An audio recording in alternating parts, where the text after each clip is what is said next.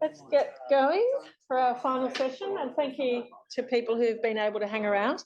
So I'm delighted to introduce Dr. Liam Byrne, who's the Future of Work and Unionism Project Coordinator at the ACTU, the Australian Council of Trade Unions, and also the ACTU historian. And Liam did a PhD at Melbourne University in history with Stuart McIntyre on the young John Curtin and Jim Scullin, which he published as an excellent book. So Liam is a very interesting person with really interesting perspectives, and look forward to your talk, Liam. Thank you. Thank you. I can't tell you how often I get introduced as an interesting person. It's, it is genuinely a pleasure to be here. It's always a privilege to be on Wurundjeri country. I want to acknowledge elders, past and present, to acknowledge that this always was and always will be Aboriginal land. I'm very conscious today that while we speak about healthcare and health provisions, that we continue to live in a country with marked differences in health outcomes across the population as a direct result of the ongoing effects of colonisation and dispossession. I also want to say a giant thanks, Caroline, for inviting me to speak, but also for holding the event. I think it's very significant and important to have a discussion or series of discussions like this on such an important anniversary. I haven't seen any cakes yet personally, but I'm sure we could all not building expectation. But the biscuits were absolutely delicious. So definitely thank you for that. So today I wanted to reflect a little bit about upon the union contribution to the creation of the Medicare system. Medicare, of course, is the creation of many. I'm by no means attempting to claim ownership of the system on behalf of the union movement. And I also want to mention that when I'm talking about the labour movement broadly, I'm predominantly going to be focusing on unions. But of course, there is the contribution which has been recognised strongly elsewhere, as we heard this morning, of figures such as Whitlam, Hayden, Hawke, Blewett, and many, many others who contributed. But the union movement itself made a very significant, but I fear increasingly not very well-known contribution to the creation of Medicare. But one example, and I was a bit nervous about singling any example out, but I thought it was worth elucidating at least one. This is the National Museum of Australia's website entry, so you can click on the link there if you don't believe anything that I'm about to say, on the creation of Medicare. And I actually think it's a really terrific post. It's one of the reasons why I wanted to highlight it, is it says, it acknowledges the fact that the creation of Medicare was controversial, that it was a point of political contest, and it talks a lot about this. And I think that's really important, and I think that's really great to see. However, this entire post doesn't mention unions or the ACTU or any individual union once. And I think that gap is particularly significant. And I just want to re-emphasise that I'm not taking pot shots here. I don't know who prepared this, which individuals and so on. It is a fantastic post, and I strongly encourage people to read it. But I more want to talk about the gap in knowledge that exists about the contribution of unions to the creation of Medicare. I also think it's worth sort of pointing out that within the trade union movement itself, that knowledge of the movement's contribution has faded. So this is certainly not just talking about others. This is also about the the state of memory and recollection among unions. So by the end of this short presentation, my ambition is that when everybody here thinks about the meaning of Medicare and how the system came to be, that the union story will be part of that. But I also hope that this discussion will help to explain not just that unions did play an important role in Medicare's creation, but why the union movement did so. And I think this is part of a broader project, of course, that's underway here today, is to reflect on and to reflect upon and to understand the meaning of Medicare and its social mission. This is important because I think it's true that at age 40, Medicare operates in a very different Australia to the one that existed in 1984. But its fundamental mission endures and is relevant today as it was then. And this is vital because understanding this provides us moorings into discussions of the future of the system and its future of health provision in this country. To clarify, I'm not a historian of the technical functions of the system. My interest is in Medicare's broader place in the political and industrial approaches of unionism at a key moment in union history. And it's this that I'm going to focus on today. So, as you know, the Medibank scheme that was passed by the Whitlam government was far from embedded at the point of the dismissal in November 1975. Now, I always feel really a little bit embarrassed talking about people's work when they're here, but in Anne-Marie Boxall and James Gillespie's terrific work, Making Medicare, which I've read a number of times, it is a wonderful, wonderful work. They describe the hostility that existed towards Medibank, among the coalition, the insurance industry, and parts of the medical profession at this point. And that while Whitlam's Labor was in disarray after the 1975 defeat, the main protector that emerged for Medibank was the union movement. So in 1976, alterations that were made by the Fraser government were seen by unions at the time as undermining the integrity of Medibank and what the system was supposed to do. So those alterations were the introduction of a levy of 2.5% taxable income. Holders of private insurance were able to opt out of this. The government also removed subsidies for private health insurance and other benefits to help people pay for that insurance. And so this is what the New South Wales Teachers Federation, sort of representative of public school teachers in the state, said to its members in education, which was the Union Journal. They said the question which clearly faces members is whether they are prepared to see the destruction of Medibank as a universal Australian health scheme. If this is the case, will education be next? So there's strong support across the union movement at this time for determined action to defend the Medibank system. And through 1976, through June of 1976, there was a series of localised actions. So, for instance, here in Victoria, the red centre of union action at this time, there was a 4-hour stoppage on the 16th of June and 1-day stoppage on 30 June. Now, I'll just highlight those facts because it's really interesting to think that when we talk about a stoppage and what a stoppage means is that we're talking about working people deciding that they are going to take industrial action. They're not going to go to work. They're going to incur the penalties of that to protect this system. So, this is steeped in deep meaning when working people say that we are going to sacrifice as part of a struggle. That's what this means. No, industrial action isn't just a statistic. It's millions of people taking action. Well, at least in the official count, it was millions of people. People here have been to rallies. You can never really tell, like when you see, who can actually count, a rally. Anyway, but it sounds good. So let's say millions. So on the 12th of July 1976, the ACTU, under the leadership of Bob Hawke, led a national strike to defend Medibank. This is often referred to as Australia's first national general strike, and it is estimated, you can see the Medibank strike, the biggest ever, it is estimated that roughly 2 million people took part. To give a bit of a sense of scale, if you counted every single person who held a union membership card in 1976, that would be around 2 million people. Now, ACTU President Bob Hawke explained at this time, the Australian government's health insurance scheme adds to the burden borne by the individual, and in terms of total community resources allocated to health insurance, is far more expensive than the Labor Party's Medibank system. And he said that in a speech to BCOS, Victorian Council of Social Service. And he alleged that the levy changes were an attempt to encourage people to switch out of the public system or even further to prompt them to do so. And he warned that private suppliers had kept their prices low as a response to Medibank. But if the undermining of the system was successful, he said that this would likely increase the price. They would likely increase their prices rapidly. Now, there's very significant dynamics here that I wanted to tease out very briefly to talk about the significance of this issue to unions at the time. Now, Simon Crean is somebody who I wanted to mention who you may be aware we lost very tragically very early last year. People here probably know him as the former leader of the Australian Labor Party. But at this point, he was the General Secretary of the Federated Storemen and Packers Union. And he was talking about the changes that have been taking place in the union movement and in union thought at this time. And he talked about the claims that increasingly unions were making, prompted by their membership. As here's what he said. Increasingly, these claims are going to be based around non-wage issues. The Labor government between 1972 and 1975 had the effect of raising people's expectations as to the quality and range of services offered to them. And he argued those expectations were being severely interrupted and dashed by the Fraser government. As a result, Crean argued, workers would be looking elsewhere for the provision of these services. The real possibility is that employers are going to find themselves confronted with claims in the areas of health, welfare, and housing. And I saw as a very quick note that it's worth pointing out that's one of the things that I liked about this quote from the Teachers Federation. As you can see at the bottom, if this is the case, will education funding be next? Now, of course, you'd expect a teachers' union to talk about that and to bring things back to that level. But it's about that general sort of belief that there'd been an elevation in what you could expect under Whitlam in terms of provision of social services, public services, social good, and it now under Fraser that was all being torn up. This, of course, does come into context of economic crisis as well, which added to that sort of fear. So it's important, just as you're really, when you look at healthcare, it's important to look at it holistically. When looking at the question of healthcare in the union imagination and a broader political discourse, again, you have to look at it holistically across a whole range of different ways that the changes in society were being interpreted.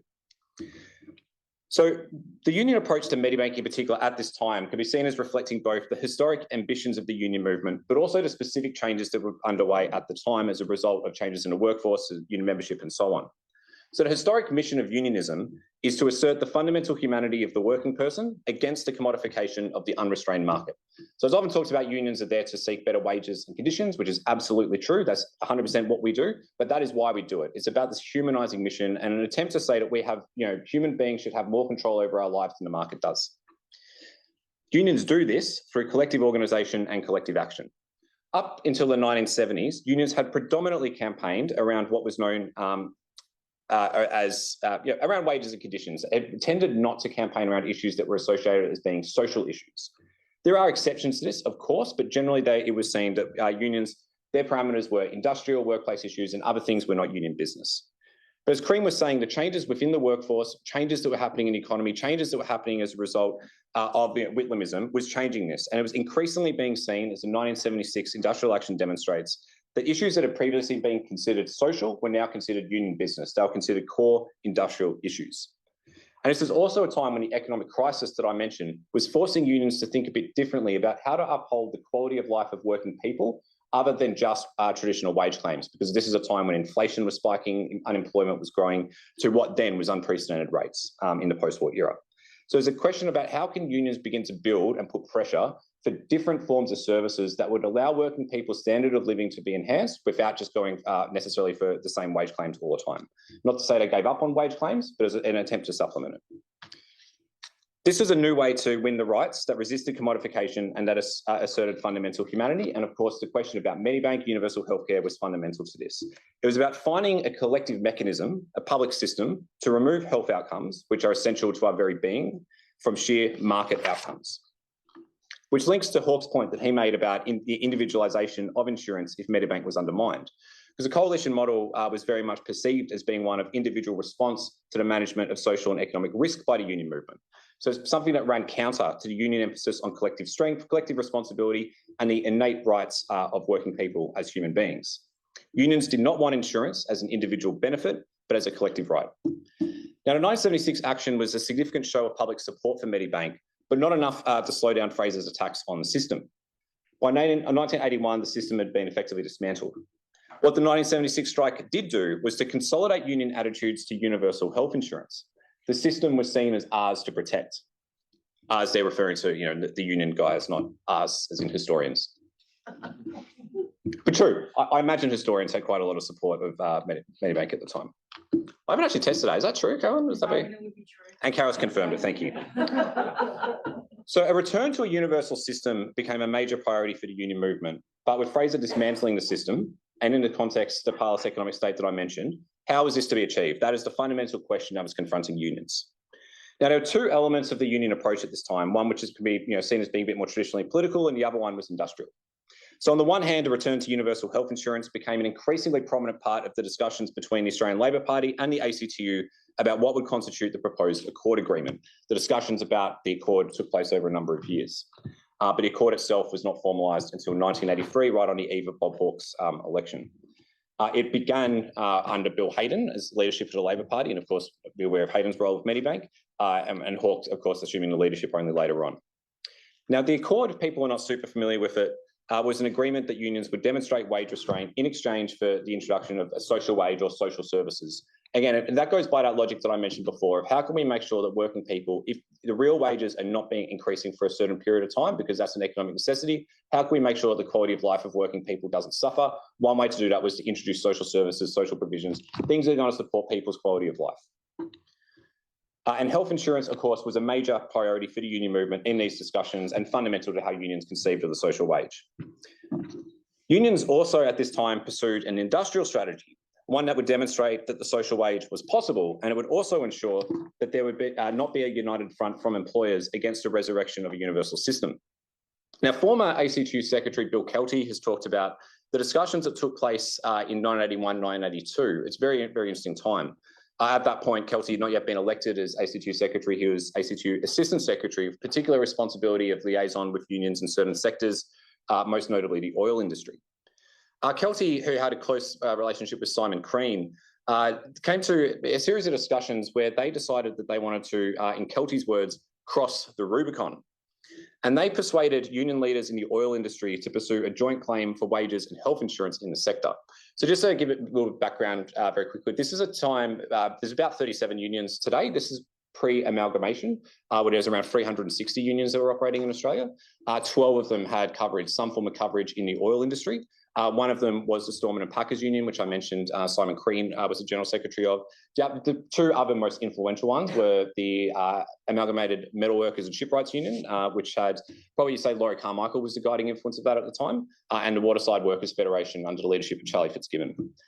There were other unions involved, but they were the ones who were most prominent.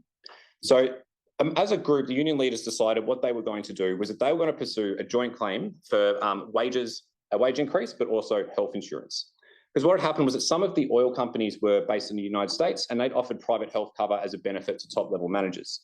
So this considered this provided an opportunity to then make that claim for workers for those companies as well. So as I mentioned, this was a time of great economic turmoil, but the oil industry was important because it was one in which the unions had, despite the fact that unemployment was growing elsewhere and there's a lot of difficulties with inflation and so on, there's a real strategic advantage that they had in that industry. It wasn't easy just to get workers in to do it. Workers there had a lot of power, which is part of the reason why that industry was the one that was chosen. In Kelty's account, the decision to launch a claim for private health insurance was intended to be a message to all employers that if there wasn't a return to a universal system, that they too could expect claims being laid upon them. Because this is common union practice, that the stronger unions would go out, lay a claim, try to win it in a particular sector, and then they'd try to flow it on into other areas. So unions organised a series of rolling stoppages where they had to be very, very careful because this was the oil industry, this is about petrol. They had to make sure that the stoppages that they had would be coordinated among the different companies in different areas because they didn't want the petrol to run out entirely because you want to inconvenience, you want to cost a bit of damage, but you don't want people at the petrol pump hating you for what you're doing. So it was a very, very strategically planned campaign, and ultimately they were successful. The first company that agreed that they would pay was Esso, which said that they paid a health benefit of their 2,300 employees. And then following that, oil companies agreed to reimburse the basic health insurance payments for around 12,000 employees combined. John Howard, who was a Deputy Prime Minister at the time, said he'd be very disturbed if this was to become a new precedent. Interestingly, the claim would then be held up for several months by the Arbitration Commission due to a wage freeze that it had introduced and concerns that the wage increase that unions won would flow onto other sectors, but ultimately did come into effect the following year. But by that point, however, Bob Hawke had replaced Hayden as Labor leader and defeated Fraser in the 1983 election. And even after, and had become Prime Minister. And of course, we all know what happened next with the construction of the system of Medicare. I think Carolyn's point that even after Labor's election in 1983, that a return to the system was not assured is an important one. Bill Kelty said about his first meeting with Bob Hawke after the 1983 election, said, the very first conversation I had with Bob Hawke as Prime Minister, he said clearly, he said, Bill, I've got a few hard issues for you to sort out. Wage rates are too high. We have to make all these changes to get employment up. And by the way, we'll have Medicare, but you have to pay for it. To which Bill Kelty's response was, no problems. And this was referring, of course, to both the levy to fund the system, but also the situation of wage restraint. And that's what the paying for it part was. And this is, I think, is pivotal, is that while, Hawke and Blewett should be remembered, and I certainly wouldn't want to take anything away from them, they should be remembered for their leadership in this period and for the remarkable work and courageous work in many ways that they did instituting Medicare. The fundamental drive for this really was the place of Medicare as the highest priority of the social wage that the union movement put forward as a condition of the Accord. And I was thinking before, sort of talking a little bit about how at this point, and I forget the exact numbers that Carolyn was using, that there wasn't, a sweeping, overarching, massive popularity for the measure, and sort of like, sort of making the point that there's a general conservatism around these things and so on, which I think James made. And I absolutely agree with that. But I think when you look at big reforms, one of the things that you do need, if you're going to push them through and embed them, is you do need a social constituency. You can't do these things against just total opposition. If you look at what the Obama administration's healthcare reforms in the United States, it's a very, very similar sort of situation where you needed that constituency who were out there advocating, who were demonstrating that it was possible and it was something that you could do and it would have a concrete advantage to particular communities within the country. In Australia, the union movement was an incredibly influential social constituency for healthcare reform. And I think you can say that without that, it'd be much, much harder for it to be embedded, into national psyche, but even just embedded in the political system as it was. Now, what does this teach us? Maybe, a few things. I think the number one thing to take from that, apart from unions are really important, is that Medicare wasn't just a result of policy processes, though of course it certainly was this. Medicare ultimately was the product of struggle. It was a struggle over more than what type of health provision we should have in this country. Really, it was a struggle over what type of society we should be. And I think this is important because the opponents of Medicare made very clear the type of society that they were intending to pursue. And I think as Minister Butler explained this morning, this has continued to inspire the Coalition's approach to Medicare. And this is, in fact, not just an approach to Medicare and healthcare so specifically, but it's a broader expression of a worldview that wants to individualise and privatise as many aspects of our lives as possible. Medicare is not just a statement, it is a living expression of the very Australian conviction that when it comes to something as fundamental as our right to health, we have a social responsibility to collective protection, a system fundamentally for everyone. Today, I think there are very important discussions that have been had and to be had about the extent to which Medicare is delivering on that promise after many years of mangling by ideologically inspired conservatives. But that remains the fundamental metric to assess the system's success or failures. And I would just end with this final thought. The creation of Medicare didn't just take vision and policy prowess, though it obviously took these. The creation of Medicare required struggle and sacrifice from working people, most of whom are nameless, many of whom are forgotten, union members who understood what it could provide to their lives and were willing to do something for it, sacrifice something for it. 40 years on, Medicare stands as a testament to those working people, and it is our collective responsibility to protect it. Thank you so much. Thank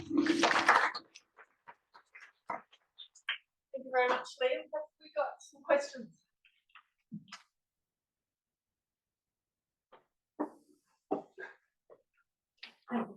Hi.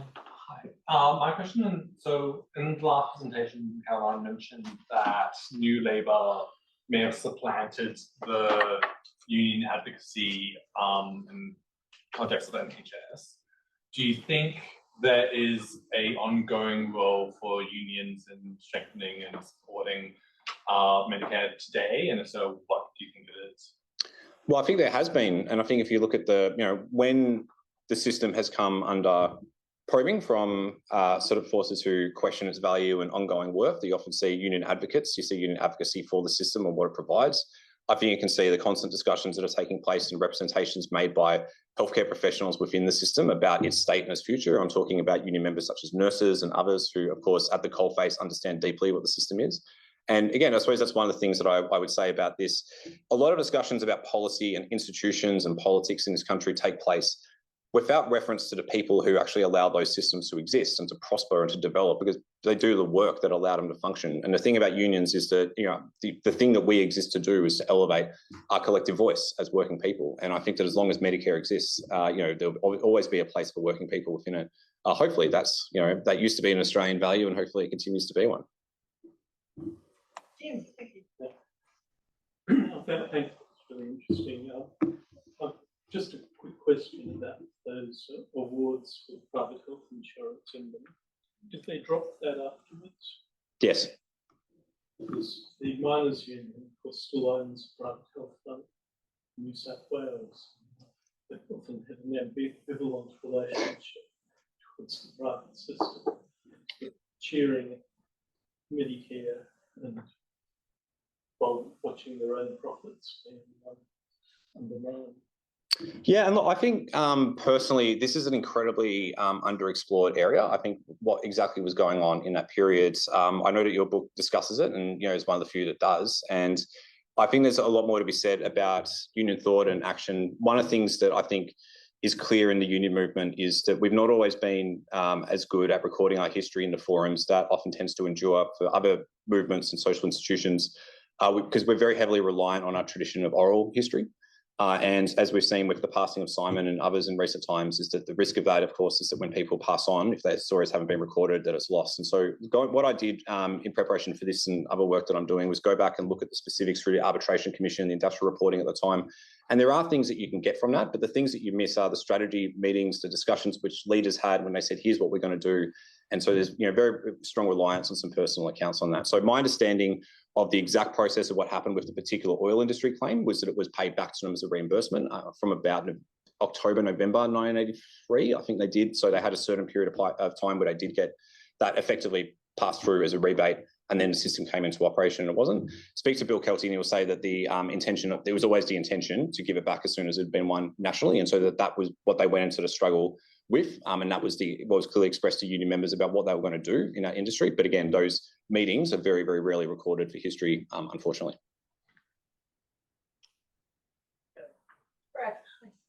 Great presentation, Liam. I'm just wondering in regards to the oil union workers, and their claim was it the strategy based on like the American system, where obviously they have their private the companies pay for their private health cover. The strategy was worked because it worked elsewhere. Like the fact that you could it was a realistic system that you could have private health cover for workers, and therefore it was a genuine threat to the overall wage system. Is that why it worked, do you think? I think the American thing is quite interesting in many ways because, of course, I think you can't really talk about how Medicare is understood in the popular imagination without talking about the United States' healthcare system, because it's so often compared to it. Like, it's become, I'm not going to claim to understand the intricacies of how the American system works, just put that out there. But I mean, it's the most common thing that people will say about Medicare is so important because it stopped us going down the American path. So like that is clearly very significant and important. I think in the particular context of that struggle at the time, yes, the fact that it was a practical thing that existed in a major developed economy in the world was very, very, that demonstrated it could be done. I mean, there's a lot of different things that you could say about why the union movement in Australia went down universal, while in America they've got a very, very different union attitude historically. And that's, an interesting reflection on differences in the movements. But as I said at the time, it's because American companies had extended it to some of their top level managers, which gives a really fantastic opportunity to say, well, let's expand that to all workers. The key thing and the integral thing, and it's important to know that it's not just in terms of universal health insurance that this happened. It also happened in regards to superannuation and other reforms of this era. It's actually a very, very common trend, which is applied from traditional wage struggles in Australia, that what the union would do is it would coordinate, and the role of the ACTU and Kelty in particular of coordinating was really, really important because that historically hadn't been done very much. So the fact that he was doing that work shows something about what they were trying to achieve. You would go and get a wage increase across the economy by winning it where you're industrially strongest. Then you win that and you make the argument that should flow on to other workers. And there's a concept known as comparative wage justice, which used to embed that within the decisions of the arbitration court/commission. So this as a strategy is very, very traditional in Australia. The workers in the strongest industrial position go and win it. And then the struggle is to get it to everybody else. So the workers who aren't as industrially strong. That is what this strategy was. So like the she was in the 1890s and all that sort of stuff. Same strategy. Yeah, so it's like, when was the 8-hour day one in Australia? Does anybody know? 1850. There's a thing in that monument. Yeah. Uni. So Is it the 1890s? trick question. It was probably it begins to be legislated around 1918 in certain places. The first workers to win it was in 1856, which are the stonemasons. But then winning it doesn't mean that everybody else won it. So if you look at what happened in the next 3 decades, is a significant number of Australia's unions were created in struggles to win the 8-hour day in different industries. They won it, demonstrated you could win it. And that's really important because the number one thing that you have with any industrial right, including what happened with health insurance in Australia, was they said, we have health insurance. And the first thing the employer said was, we can't afford that. That's not possible. That's not under the ambit of industrial law. You say it can't be won. That's the number one thing employers say, it cannot be won. This is not rhetoric. Every single minimum wage case, I strongly encourage everybody to go fact check this. The employer representatives say it can't be afforded. Every single one. Every single one. So, and funnily enough, we've managed to afford them. Isn't that crazy? But, this is a very, very common and logical thing. It's the exact same thing that happened at the time. And so this is what the flow-on effects is. And it's why it's part of union strategy. You win it somewhere, you demonstrate it can be won, and then you fight the struggles to expand it elsewhere. And so that was basically the strategy here, was the intention was always, under this line of argument that's been put forward, to win it as a national system. Why did they want to win it as a national system? Because they wanted all workers to gain the benefits from it. In fact, they wanted all people to gain the benefits from it. Like, this is one of those accomplishments in the systems where there really aren't many losers to this. And it's something that, in terms of its effect on inflation and others, it has a concrete, demonstrable positive impact on the Australian economy as a whole. So there really, really weren't too many losers in this, but not having the system, you had a clearly identifiable losers and people who were going to not have gained the benefits. Many of those workers were not in industrially strong positions. So what do you do to win it? That's the question. How do you actually make sure that all workers gain the benefit of it? For the union movement, the number one way to do that was through the Accord. But to get to that point, you have to do certain things to basically break down the barriers and demonstrate it could be done. Really interesting. Yes, very interesting. Thank you, everyone. Cheers.